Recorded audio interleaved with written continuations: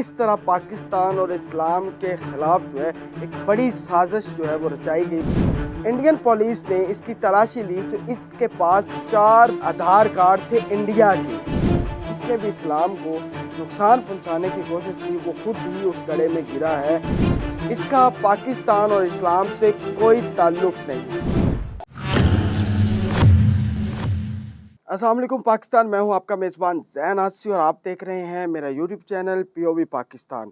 आज मैं सीमा हैदर के हवाले से कुछ ऐसे हक़ाइक़ आपके सामने लेकर आया हूं जो कोई मीडिया नहीं दिखा रहा। वो हक़ाइक़ जानकर आप भी हैरान हो जाएंगे बल्कि परेशान हो जाएंगे कि किस तरह पाकिस्तान और इस्लाम के ख़िलाफ़ जो है एक बड़ी साजिश जो है वो रचाई गई और वो साजिश जो है वो बेनकाब हो गई।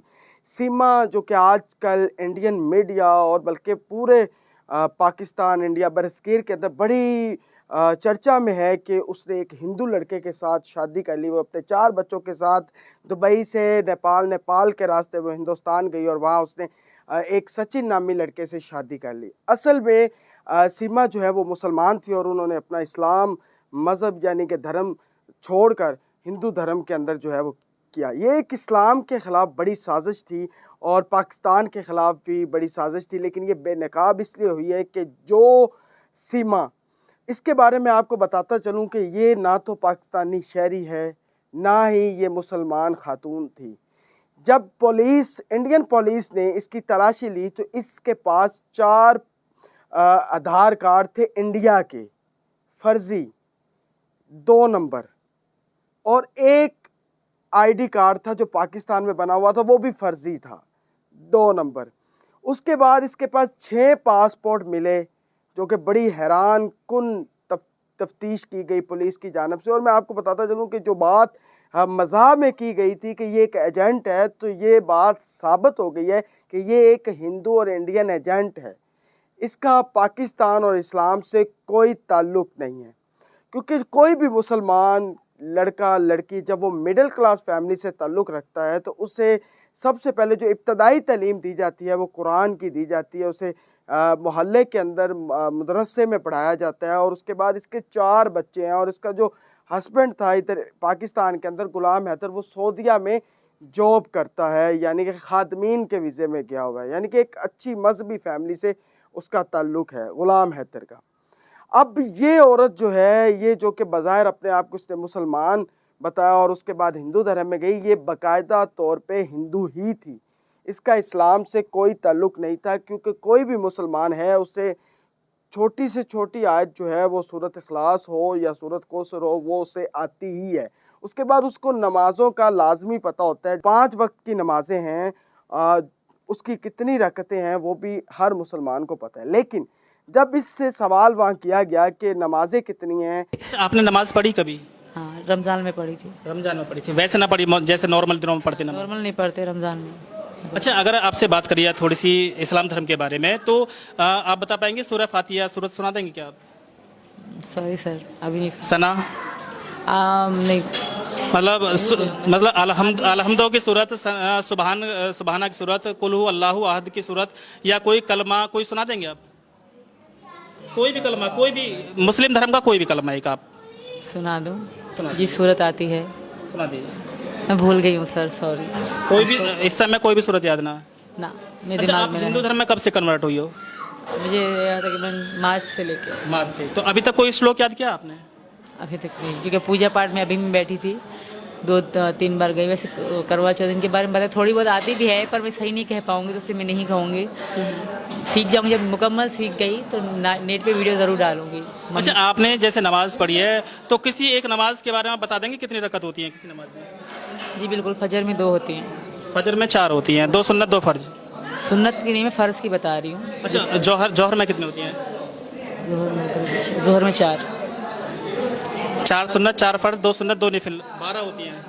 आप लोग पढ़ते हो, हम नमाज़ें 5 जानते हैं थे। अच्छा, 5 नमाज होती हैं, 7 होती हैं? 5 होती हैं, फजर, ये मगरिब। फजर के बाद कौन सी आती है? फजर के बाद, और सुबह फजर से पहले कौन सी होती है? इसका पता नहीं। इसका नहीं पता। फजर की रकतें कितनी हैं, ज़ोहर की कितनी हैं, फजर के बाद कौन सी नमाज आती है, इतना हर मुसलमान जानता है जो कम से कम भी मजहबी एक्टिविटीज़ को फॉलो करता है वो भी जानता है कि फजर के बाद कौन सी नमाज है, ज़ोहर के बाद कौन सी नमाज है, असर के बाद कौन सी नमाज है और कितनी रकतें हैं, इसको नहीं पता। दूसरी बात जो बड़ी आम बात है वो ये है कि इसका जो आईडी कार्ड है पाकिस्तान का, पीछे चल रहा होगा, उसके ऊपर इसकी जो डेट ऑफ बर्थ लिखी हुई है वो लिखी हुई है 1/1/2002। ये बड़ी हैरान कुन बात है कि यानी कि अभी अगर मौजूदा बात की जाए तो इसकी उम्र जो बनती है वो बनती है तकरीबन 20 साल से थोड़ा सा 4-5 महीने ऊपर कर लें। अगर ये 20.5 साल की खातून है, इसके 4 बच्चे हैं, अब इसके बच्चों की उम्रें अगर देख लें कि बड़ी जो इसकी बेटी है उसकी उम्र है 6 साल, उससे छोटे की उम्र है 4 साल, उससे छोटे की 3 साल, फिर 2 साल। अब ये इनकी उम्रों को अगर हम जमा करें तो ये जो उम्रें बनती हैं 10 साल ये उम्रें बनती हैं। यानी कि 10 साल की एज में इसकी शादी हुई। 10 साल की एज में भी अगर शादी हो तो फिर भी 4 बच्चे पैदा होकर इतने बड़े नहीं होते जितने इसके हैं। ये इसका सबसे बड़ा जो कि धोखा है, जो कि आवाम को समझ नहीं आ रही, वो मैं आपको बताता चलूँ कि 10 साल की उम्र में भी अगर इसकी शादी हो तो इस तरह नहीं होता है। इसको और पीछे लेकर जाएं तो 6-7 साल की उम्र में तो शादी होने से रही।